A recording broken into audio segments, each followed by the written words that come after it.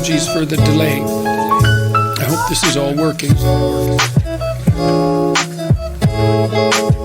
Hopefully I'm up to this.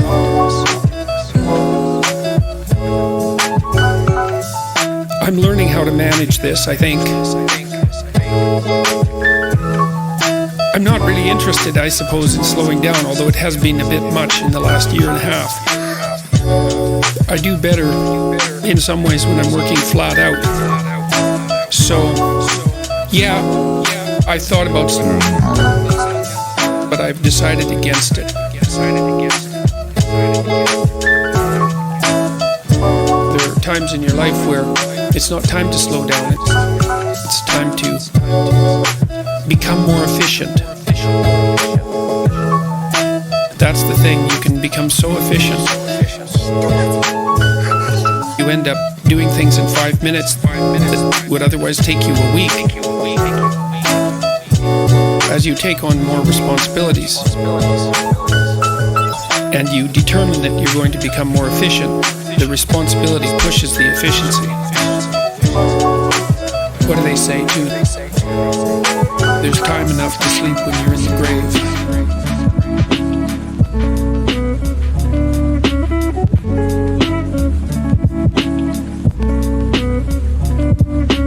Analysis of the purpose of memory.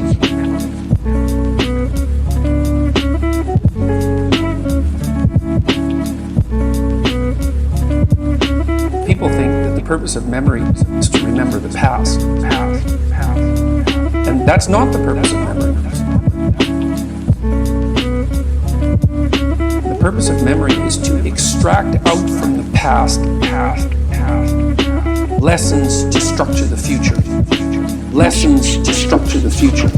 So you're done with a memory when you've extracted out the information that you can use to guide yourself properly in the future. Done with a memory when you've extracted out the information that you can use to guide yourself properly in the future. Done with a memory when you've extracted out the information that you can use to guide yourself properly in the future. Done with a memory when you've extracted out the information that you can use to guide yourself properly in the future. So if you have a traumatic memory, for example, it's really obsessing you. If you analyze that memory to the point where you figured out how you put yourself at risk and you can determine how you might avoid that in the future, then the emotion associated with that goes away.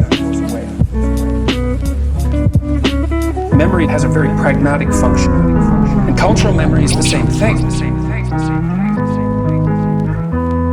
We need to extract out stories from our past that structure our future. And we need that because, well, first of all, if you don't have a purpose, it isn't that your life becomes neutral in a meaningless sense. It's that your life becomes characterized by unbearable suffering. Because the baseline condition of life is something like unbearable suffering. Is something like unbearable suffering. And what you have to set against that is a noble and worthwhile purpose. A noble and worthwhile purpose.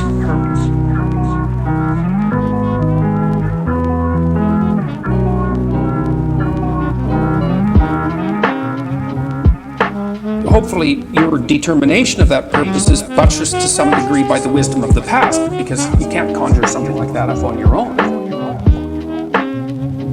And if you provide people with nobility of purpose, then they can tolerate the suffering of existence without becoming entirely corrupted by it. And cultures that don't do that, it isn't even so much that they die, it's that cultures that don't do that are dead. They're done. They don't have a story anymore. They don't have a call to adventure. And then everyone suffers stupidly as a consequence. It's a very bad thing. Bring the story forward and propagate it and make it the most noble possible story. And then you motivate people to transcend themselves, which they need to do.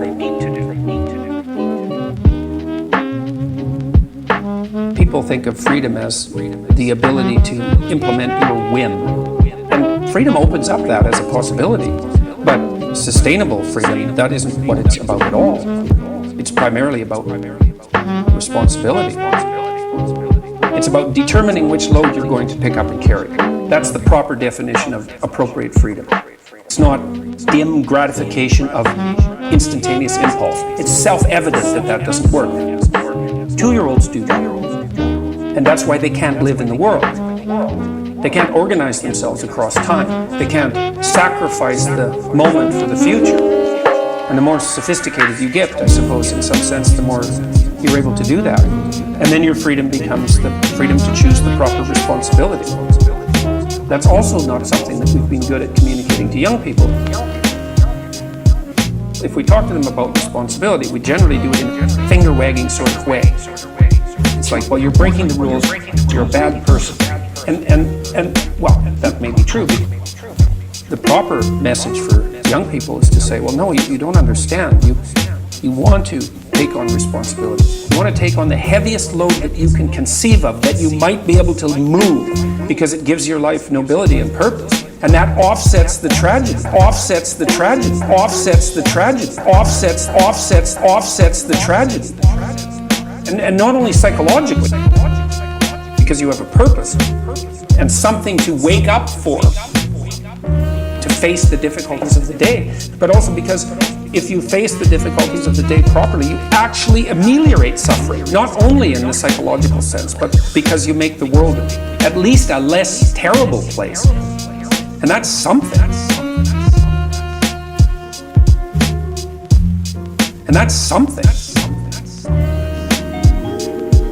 Right? To move things away from hell is something. To move things away from the worst they can be is, well, that's a noble goal in and of itself.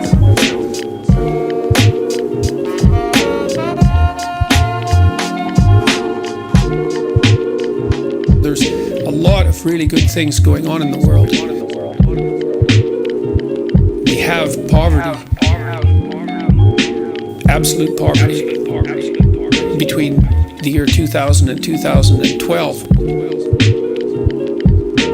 Hundreds of thousands of people are being connected to the power grid every day. Fresh water is available not to fewer and fewer people, but to more and more people. That's happening extremely rapidly. Starvation in India and China is a thing completely of the past. You never hear about that. And that's pretty much the case for the rest of the world, except now and then for political reasons. You know, everybody's got a cell phone, and anybody who doesn't is going to have one in the next 10 years. And that puts in people's hands a degree of communication and access that would have been absolutely incomprehensible even 15 years ago. All these good things are happening. And just concentrating on this polarization process that seems to have gripped us in the West seems counterproductive given all those good things that are going on in the background. Now, that doesn't make what's going on in the West trivial, but it does set it inside a much more positive context, so that's something to keep in mind. Freedom of speech. The right to freedom of speech is central because it's the right by which you defend all the other rights. Well, that's why the idea of logos in the West is the most sacred concept. Christ, think about this psychologically, Christ is the ideal of perfection. This is independent of any religious discussion or any historical accuracy. It doesn't matter. What Christ represents is the perfect individual. Whatever that is. Now, you discuss endlessly what that is, but one of the things the West has settled on is that the perfect individual utters the truthful speech that makes potential into habitable order. Does that through truth. That's embedded in the first few sentences of Genesis, for example. God brings the world into being. And the idea that that truthful speech that brings the world into being from formless potential also characterizes each person. That's our fabrication in the image of God. That's the idea of the West. It's an unbelievably remarkable idea that perfection, individual perfection, is to be found in a relationship with spoken truth. God, That's the great idea. Well, it's out of that arises the observation that there's nothing more central to the hierarchy of rights and obligations as well, let's say, than freedom of speech. Yes, it's absolutely central. That's why Christ is the Word made flesh. The idea is that the perfect individual is the person who speaks truth, but also acts out the truth of those words. It's a proposition whose merit is virtually self-evident when you understand it in that manner. So to see assaults on freedom of speech, especially compelled speech, well, that's where I drew the line in my life. It's like, that is the West. It's logocentric. If you want to take the West down, you remove the idea of the divine word from the substructure of the society. So you have to do that. It's like, and this is the level at which this war is being fought. It's fundamentally a theological war. Question? I married young and have had only one sexual partner. Now I desire variety, but value my marriage and will not cheat. Any insight on overcoming this conflict? As a matter of fact, yes, I would say get the variety with your partner. There's lots of games you can play to spice up your sexual life. Buy some lingerie, like buy 100 pieces. Buy whatever you need that you might want to experiment with. You have to introduce that spirit of pretend play that you had when you were a little kid into your sexual life, and then you have many partners in the same person. Put some thought into it. Sex is a domain in which expertise can be developed just like any other domain. Some of that's play and fantasy play, some of it's sexual technique. And I guess then the other thing I would say is take stock of each other and see if there are things that you could do in your life that would make you more attractive to one another. Those are hard questions because no one wants to say, well, I'd be more attracted to my wife sexually if she just acted X way. And the same with regards to a wife's contemplation of her husband. But those are the real questions, man. If your partner isn't acting in a manner that is sexually attractive, then either there's something wrong with you or there's something wrong with them. Those harsh judgments that your sexual attraction makes are also very useful ways of orienting yourself towards proper behavior in the world. Admit to the variety that you want and see to what degree you can fulfill that within the confines of the marriage. It's also part of coming into contact with the shadow, I would say, if you want to look at it from a Jungian perspective.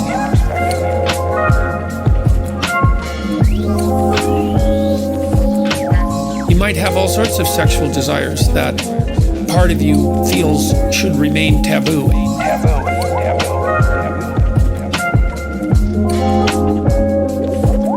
And maybe they should. I'm not suggesting absolute sexually libertine behavior.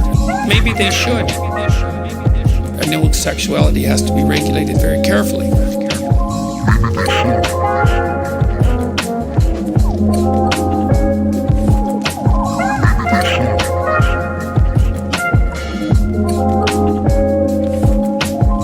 You might be able to push yourself with some time and effort and contemplation and some admission of fantasy and all of that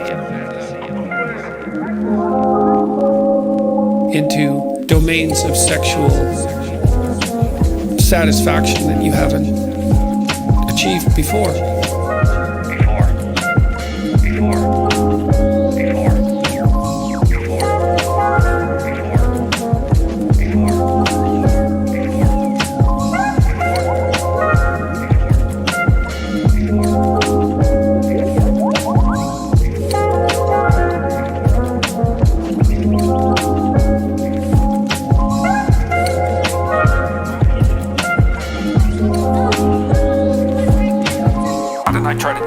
Therapeutic practice. I try to do this all the time. I want the best for what wants the best in you. It's like that part, I'm that part's friend. It's like, I don't have unconditional positive regard. I am not on the side of you that's aiming at your defeat. I'm not at all on that side. I'm on the side of you that's struggling towards the light, right? And I'm on the side of that part of me. At least I'm trying to be on the side of that. And that's the definition of love. And that's the definition of love, I believe. Because what it means is, but I said it. I truly want the best for what wants the best in you. Yeah. And people love that.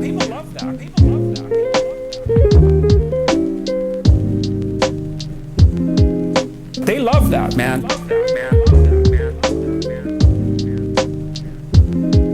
I'm trying to figure out what's the best for us. Really, the best. Not the best for me, although that's part of it. Because here I am, and I'm in the game too. I'm so greedy, let's say. I don't just want the best for me. That's not enough for me. I'm too greedy for that. Maybe I'm too selfish for that. I want the best for me in a way that's the best for everyone else too. Because that's even better. That's another interesting thing about being bounded by death. You have nothing to lose. You might as well aim for the highest goal, because what have you got to lose that you aren't already going to lose? Nothing.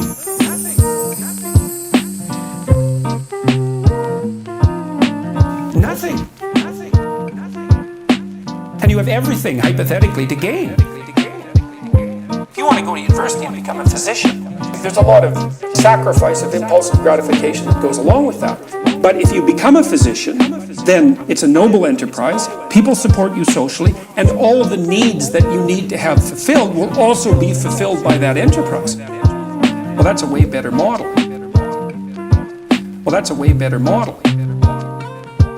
It's strange that the maximum freedom comes with the adoption of a discipline and then also the adoption of responsibility. That frees you up and everyone else around you in the long run. And if you explain that to people, especially in this day and age when they've been fed a never-ending diet of idiot rights and freedoms, they're immediately on board with it because they know that most of the meaning that people experience in their life is a consequence of adopting responsibility. So they're starving for that.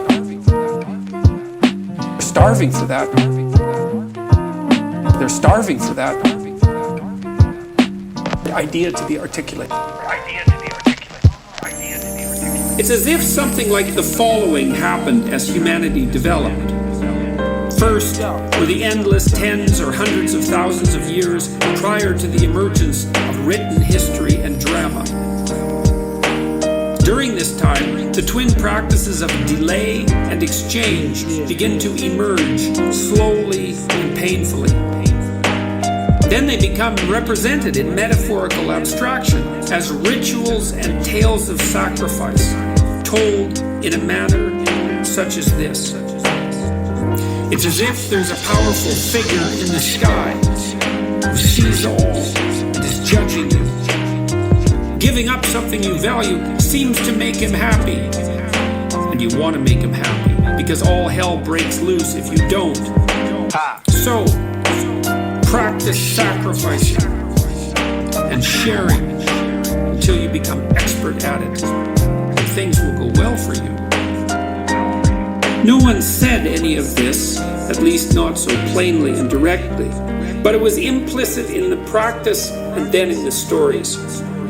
Shit is wow.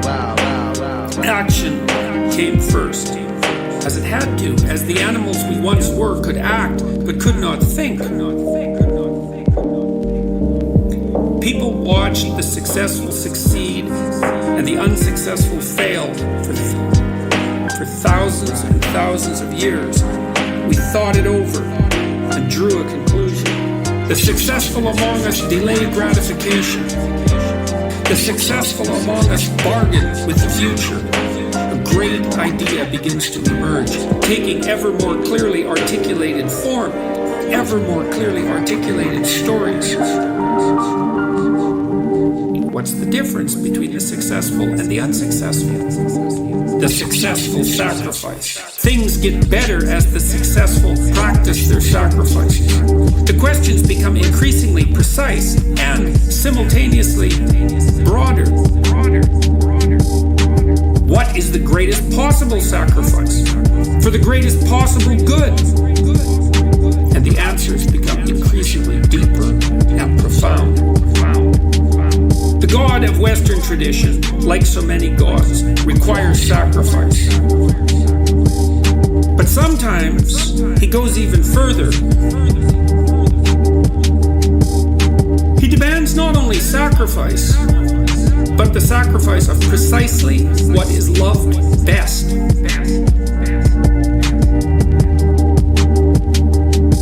We'll start our analysis with a truism. Stark, self-evident, and understated. Sometimes things do not go well. That seems to have much to do with the terrible nature of the world, with its plagues and famines and tyrannies and betrayals. But here's the rub. Sometimes when things are not going well, it's not the world that's the cause. The cause is instead that which is currently most valued, subjectively and personally. Why? Because the world is revealed to an indeterminate degree through the template of your values. Thus, if the world you're seeing is not the world you want, it's time to examine your values. It's time to rid yourself of your current presuppositions. It's time to let go. To let go.